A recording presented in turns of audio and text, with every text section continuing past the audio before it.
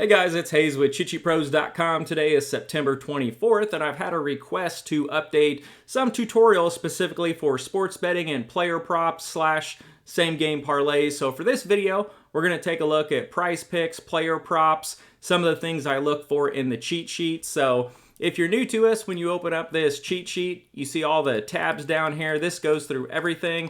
I use this for daily fantasy sports. I use it for my season-long leagues when I'm doing sit-start decisions. I also use it for sports betting and player props, same-game parlays. I probably play 70 to 80% same-game parlay and player props, and then maybe 10% DFS, and then, well, sports betting is kind of in that same-game parlay type thing. So if you're new, when you click in the home team up here, these two teams, when you click in the bottom team, that's always the home team. You notice this caret that pulls up. Well, this is going to give you a drop-down menu of all of the home teams on the slate. So when you click one, it's going to update all of the information that you can flip through for the teams. So when we're looking specifically for player props, now I'm going to go over the Pittsburgh-Cleveland game because they played Thursday night, so you guys had an opportunity to watch the game and kind of see how it unfolded and what it looked like. So this is what the sheet looked like before the game. I haven't manipulated or changed anything. A lot of these numbers are static. They don't move a lot except for projections, which we are not going to look at in this video. So for this, we got Pittsburgh-Cleveland. Some things known outside of this was that it was going to be windy, gusting wind. So there was not going to be a monster scoring game. The total opened at 42. It went down to 38, 38.5. So they were projecting a slow game. Not a lot of defense. So those are some things just to know by watching TV or listening to weather or just understanding football. Now, the most important stat that I look at on here is this allowed yards per rush attempt. The reason is if a team's getting killed in their secondary and the team's throwing a lot, maybe they're just not running very many plays. So if they're only giving up 50 rush yards a game, is it because the other team's running 10 times for 5 yards a carry? Or are they running 20 times and getting hardly any yards per carry? So allowed yards per rush attempt is one of the biggest stats I look at when looking for running backs that could hit their alt over or rushing yards over. So here we see Pittsburgh is allowing 4 yards per carry, and then Cleveland 3.8. So those are both kind of mediocre. They're on the better side, so not terrible. Also, you can see total offense and total defense to kind of see how they rank up. So here we have Pittsburgh 22nd on offense, Cleveland 22nd on overall defense, and then Pittsburgh 8th on defense, but Cleveland 4th on offense. So I look at these cross matchups, and then also I look at the rushing offense versus rushing D, passing offense versus passing D. Here, there's nothing that really jumps out at me that's a cause of concern. If you have certain receivers and you're looking at player props, I like to see what the short pass and deep pass defense is. Here you can see Pittsburgh does not give up a lot of deep balls. They're 5th best. But again, there's only 2 games on here, so keep that in mind. And then deep pass defense, Cleveland, we saw what the Jets did to them. They absolutely slaughtered them deep on some blown coverages, so they fall to 25th. So there you can kind of get some, like for example, Stephon Diggs. He catches a lot of short 5 to 10 yard passes, and then you've got other receivers who they just run deep and they're the stretch the defense, long bomb kind of guy. So that is what I would look at if I'm trying to pick one of these. Also, if you're doing a prop that includes fantasy points, I look at the red zone efficiencies. So you can see when the team is in the red zone, how often do they score a touchdown, and then how often do they allow a touchdown. So here you can see Cleveland's given up a touchdown 71% of the time, so that's not very good. But Pittsburgh was actually pretty decent in that category. When you scroll down here, we have projections, which I don't really use for player props. So I just don't think they're accurate, but you guys love them and wanted them in here. So I have 2 different sites projections. And then for fantasy stuff, you can kind of see how a player has been doing. Now, when you're doing player props, a lot of people skip over this because they're like, oh, it's just fantasy points. That doesn't matter. Well, excuse me. When you're looking at this, so the green is good, that's a certain X value over their salary. The gold is decent, and then you want to avoid the middle blue, low blue. But the one thing you want to realize here is like Chubb, he has 2 green games here. So we have Chubb at 18.3 and 32.3 fantasy points. So that just means he's doing really well. So that might be someone you want to take a look at. Amari Cooper is the other guy. So looking at the other wide receivers and tight end, there's really nothing here. 1.7 points, 6.2, 1.6, throw that out the window. We don't want anything to do with those guys. Amari had a rough week 1, but last week, this is really encouraging. He put up 28.1 fantasy points. And then Chubb, he's had 2 good games. Hunt had a big game, which he got in the end zone on a breakaway run, and then didn't do a whole lot in the second game. So the guys I would look at would be Chubb and Amari Cooper. Over here, there's no one I really like. Najee really hasn't done much. Deontay, out of all the receivers, he's kind of the top guy. It looks like Freiermuth is the other one. But again, 10, 12 fantasy points, that's not really enough to make me want to go after a player prop and be like, oh, I love this, let's go this, blah, blah, blah. So just keep an eye on this if you're looking at a particular game. See who's doing well, maybe who's trending up and producing. The other thing that I love over here is this trench tool. So this is excellent. So this is going to break everything down for the running back. It's going to show you offense versus defensive line, runs allowed of 5 to 10 yards, 10 plus yards, and then, of course, the power game. The power game doesn't really help us for a lot of prize picks and player props. But like here, you can see Pittsburgh. So we're going to look at O-line, runs of 5 to 10, and runs of 10 plus. They are 28th, 30th, and 26th. So that doesn't look good for Najee Harris. Now on the other side, we want to see, is the other team equally as bad? Well, they rank 14th, 9th, and 21st. So they're about average, a little better than average. They're less than 10-yard runs. They're really good at, 14th and 9th. So I would not expect Najee Harris to have a 100-yard rushing game by any means.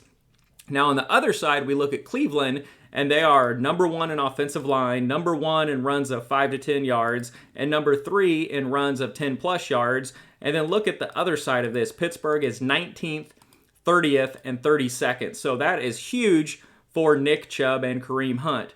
The other thing we want to look at is the yardage. So I want to see defensive yards allowed. So this is all of our defensive stats over here.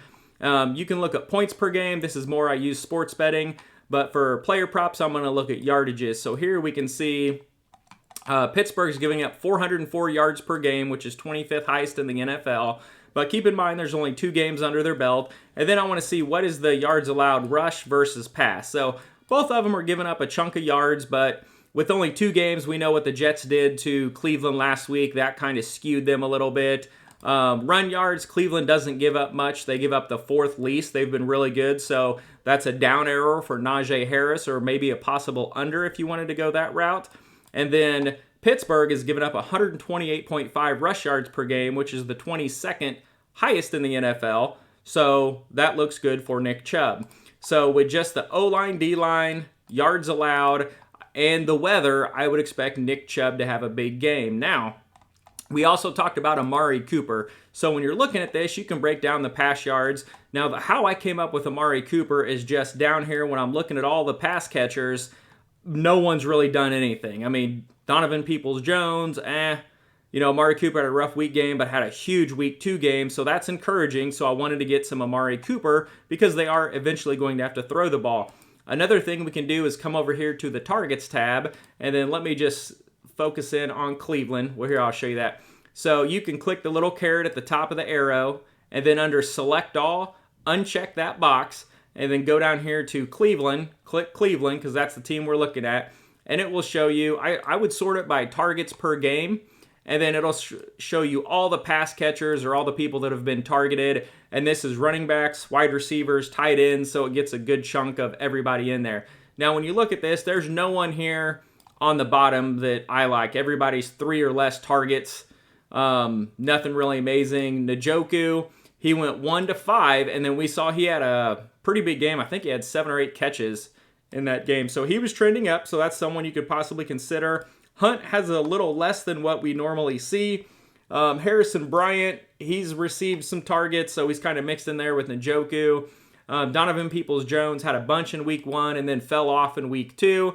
But their wide receiver 1 that they paid all the money for, Amari Cooper, had 6 in week 1, but then he jumped to 10 in week 2. And he took those 10 targets and turned it into a massive game. So I would expect Amari Cooper to be the wide receiver 1 and someone that I would target for a player prop. Now, the player prop that I put together, let me blow this up for you. This is the one that I had for the Thursday night game. Now, if you have access to DraftKings same game parlays, they offer you these boosts, and it's super addicting because every time I wake up, they're like, hey, you got 3, 25, or 50% boost. And this particular boost, the more legs you get, the higher the boost. So I had, let's see, 3, 6, 9. I had 9 legs on this one, so it was an 80% boost. So I think it was plus 550, and then it boosted to plus 990. So it was something like 20 bucks, paid 185. So, and I really liked it. So let's walk through it. So I had each team under 4.5 touchdowns. Well, duh.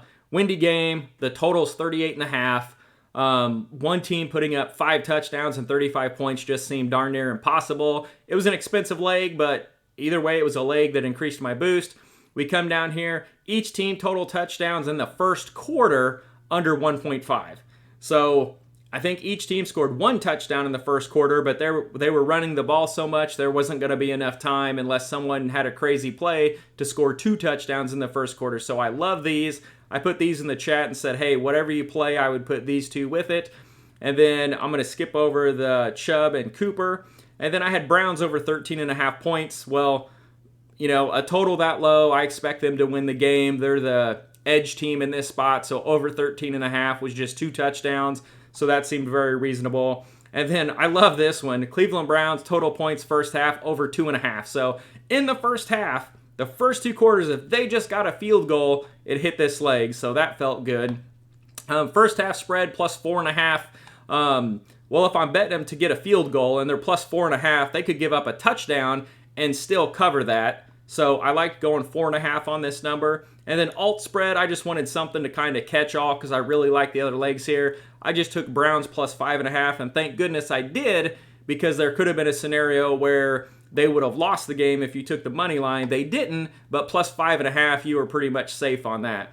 Now, I had Nick Chubb over 69.5 rushing yards, which I went over the cheat sheet, and I kind of showed you how I came to that and what I picked. So here's the game logs. So looking at this, rushing attempts, or yards per rush, 4.5. Where's yardages? Total plays, total yards, passing, rushing.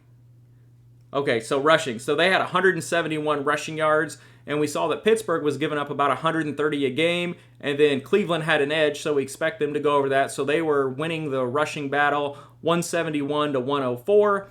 So that's how we came up with the Nick Chubb rushing yards, and he went up over 100. This one was pretty much in the bag. I really didn't have to worry about it as soon as he started breaking 5-yard runs every time. Down here, Amari Cooper, I did one leg where I took the max yards, max catches. It paid plus 475. I think it was 7 catches, 65 yards, plus 475. And I really like that just because he killed that the prior week. And if he had a big game, you know, that was an easy 475, and we only need to win that bet less than 25% of the time to be profitable. So to add some more legs, I wanted to go a little bit safer in case the game was windy and he caught some short passes. So I took 5 plus and 54.5. So 5 catches, 55 yards for Cooper, which he did, and this ended up paying $9.90. Now, when we go down here, I'm going to look at the individual players of those two just so you can kind of see how they did. So let's say Amari Cooper. We don't need all caps. So looking at Amari Cooper, so I like to look at game logs on top of the cheat sheet. So you can see in week 1, he was 3 for 17. Then he was 9 for 101 the next week. And I'm looking at 7 catches, 65 yards at almost 5-1.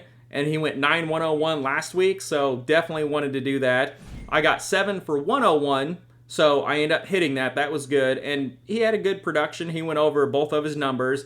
And his receptions, I think you could have picked like 3, 4, 5, 6, 7, or 4, 5, 6, 7. I just did 5 kind of in the middle. That seemed like a good average, -1. And then let's go take a look at Nick Chubb.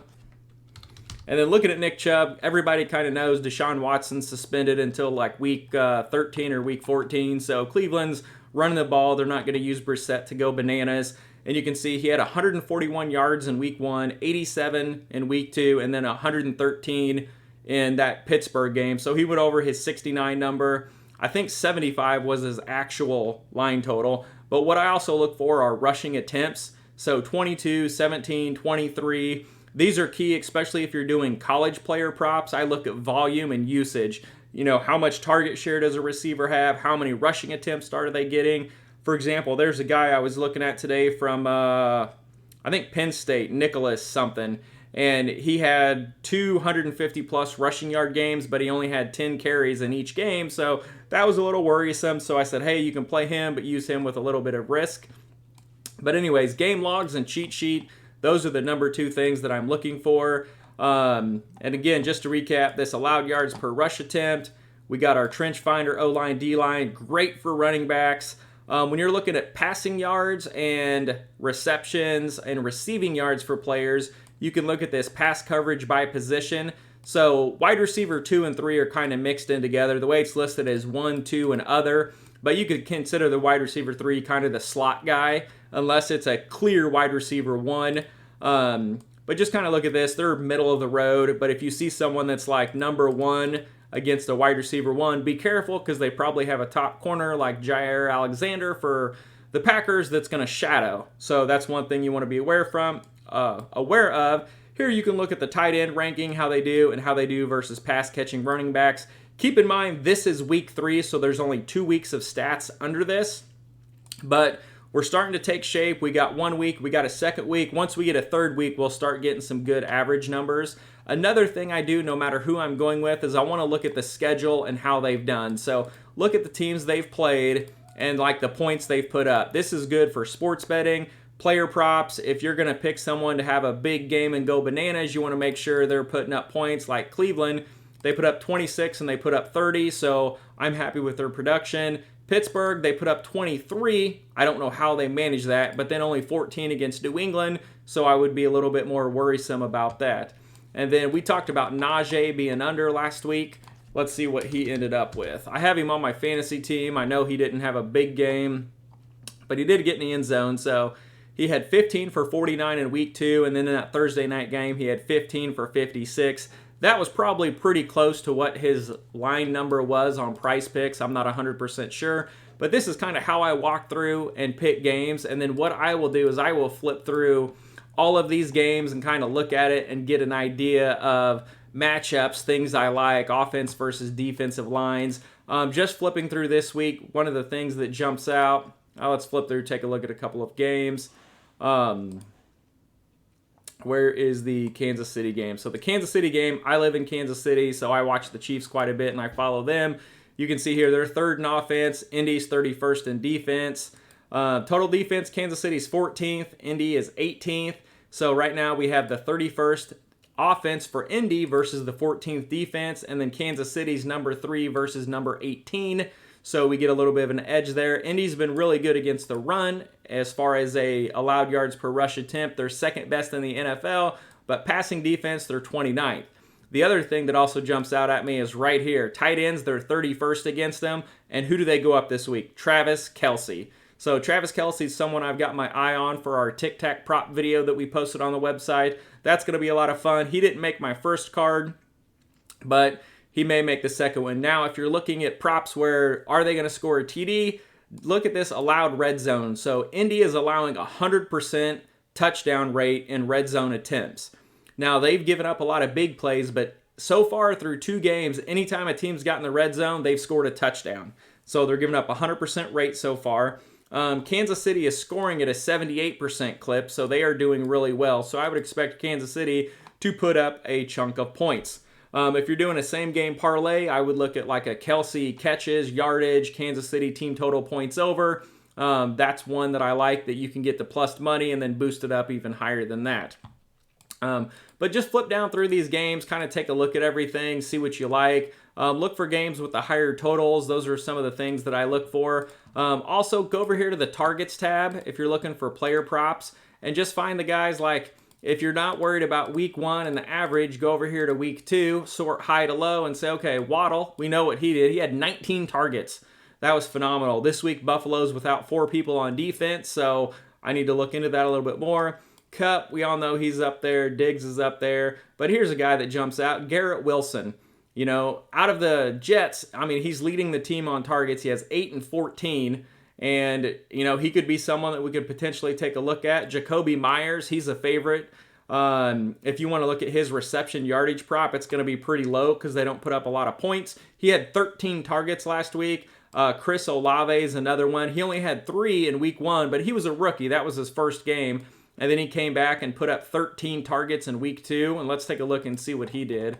A lot of these for my Tic Tac prop I've already made bets on, but I want to kind of show you some of my methodology and some of the things that I look at. So looking last week, he had 13 targets and he caught 5 balls for 80 yards. So he had a low number. I liked him.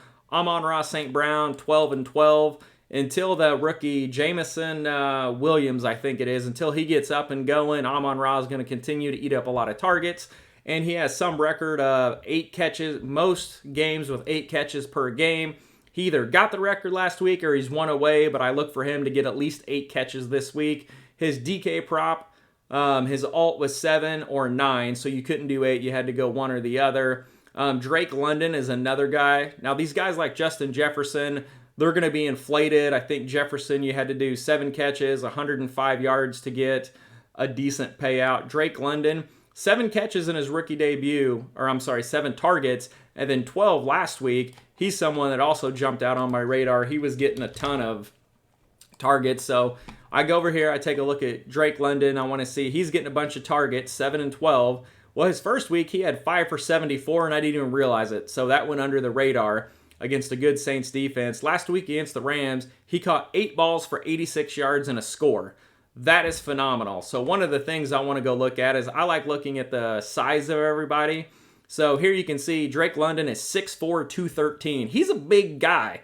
He's not a little 5'10", Daryl Mooney speedster. He's a big running back. He's going to be a part of this offense. I like his total. I think let me see what my Tic Tac prop was. So this is a video I got on the website. It's a Tic Tac prop where we basically put in 9 props and then you bet them across, vertically, diagonally, and you get massive odds. So Drake London we had right here. So my notes on him were Seattle's the 30th pass rated defense and they are 29th and 24th versus wide receiver 1 and wide receiver 2s.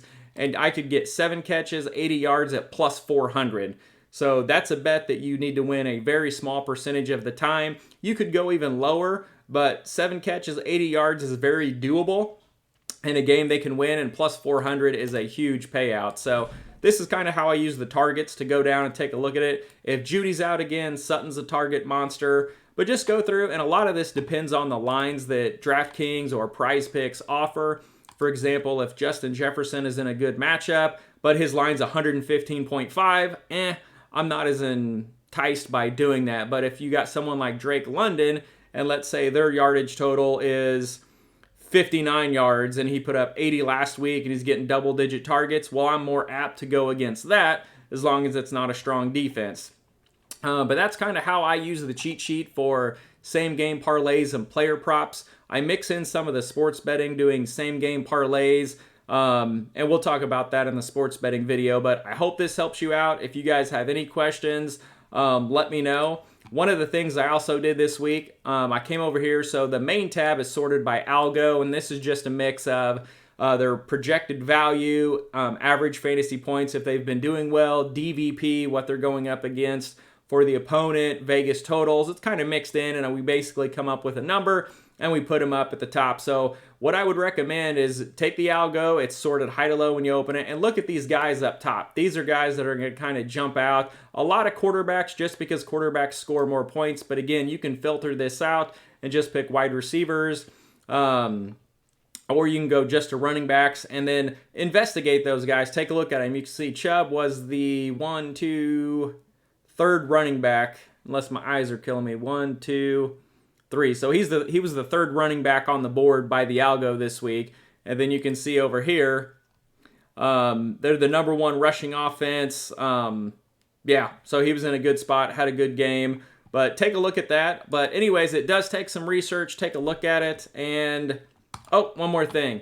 So Prize Picks specifically, if you're playing on that website, I know I talk a lot about DK and same game parlays because that's what I focus on a lot of for my bets because I can mix stuff together, take alt lines, and get crazy payouts. But if you're doing Prize Picks over here, so we have the Prize Picks tab, And you can see we do pass yards, rush yards, receiving yards, and I'm testing this out before I start pulling all of the stats in.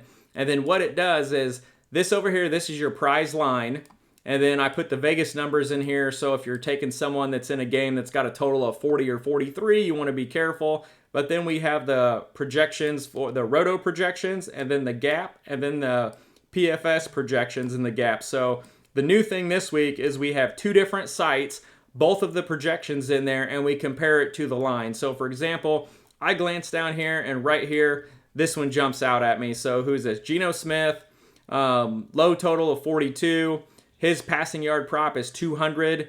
Roto has him projected at 255, so 54.8 yards over, and PFS has him at 246.9, 46.8 yards over. Now, I'm not saying this is a play, go play Geno Smith. I'm just saying this is someone that you should probably look at and investigate.